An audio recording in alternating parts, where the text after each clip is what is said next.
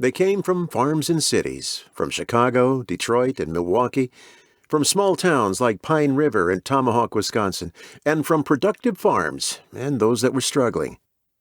They represented a generation of the nation's young men who, through no fault of their own, could not find a job because there were no jobs. Many of these young men were hungry, as were their families. It was a dreary, dangerous time. Nearly 2 million men had given up any hope of finding work. They traveled on foot and in freight cars. They slept in caves or shanty towns as they drifted aimlessly around the country searching for a job or a bite to eat. Nearly 250,000 of these so-called tramps were young men in their teens and early 20s wandering the land looking for a future. Starting in 1933, many of these forgotten young men signed up for a new government program dedicated to conservation. The program eventually became known as the Civilian Conservation Corps, often shortened to the CCC. The mission of the CCC was simple: put young men to work on the land. People were skeptical, though. It was a new idea for the nation to devote a sizable amount of money and manpower for the improvement and protection of the nation's natural resources. Another top-down government program, they said. A handout of taxpayer money to the poor, they said. But times were tough across the country and in Wisconsin. People were willing to try something, anything, because they had to eat and have a roof over their heads. The number of people having neither was on the increase.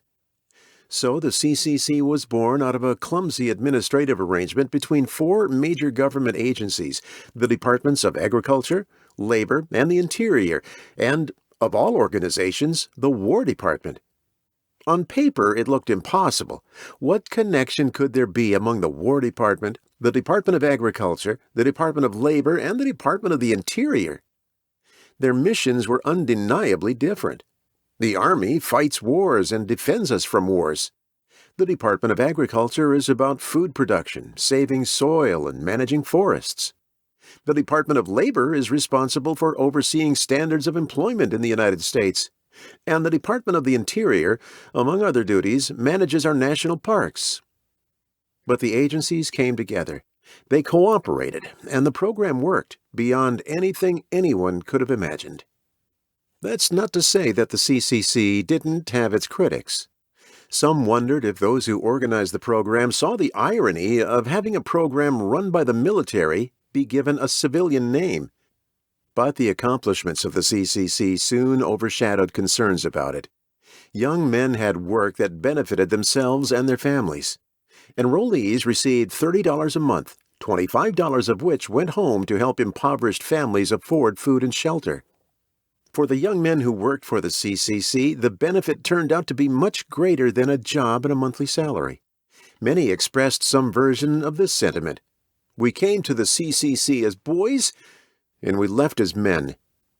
Young men learned how to work, gained employment skills, and some even learned to read and write. They learned about discipline and following orders. They developed leadership skills.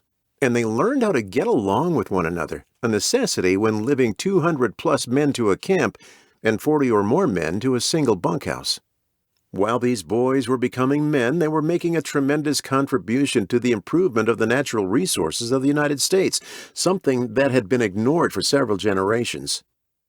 The CCC arguably changed the attitudes of millions of Americans who had believed that the country's abundant natural resources were there for the taking and could never be depleted or despoiled. By planting trees and building windbreaks, introducing contour farming and erosion control, and developing state and national parks, these young men made Americans see how terrible conditions in the environment had become by the early 1930s.